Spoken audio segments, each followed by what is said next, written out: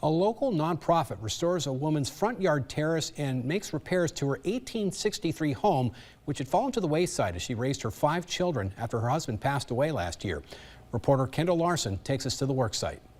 Melissa Ponce's home was in dire need of some help, but as a single mother, she was too busy taking care of her kids. The group, Rebuilding Together Minnesota, received her application for help and set out to restore her home, which is older than Windham itself. So we're helping people that need help.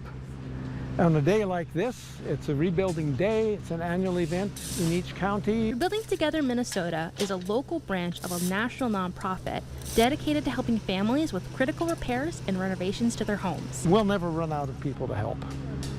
It's just a lot of need out there. Groundmasters, a landscaping firm from Owatonna, and Windham volunteers took apart the front yard terrace, being careful not to damage the sidewalk and preserve what could be reused. If you're the client, you think different about your community if your neighbors show up and sweat for you. Rebuilding Together works to secure grants and sponsors from multiple levels of government and local organizations, so there is no cost to the homeowner. What I've learned is that every project is a jigsaw puzzle. Despite the mountains of paperwork that follow every project, people like Kaufman keep doing it. I am amazed at sometimes how people will just step up and you ask them if they can help, and they say sure. Kaufman has learned many lessons in his 3 years at Rebuilding Together Minnesota.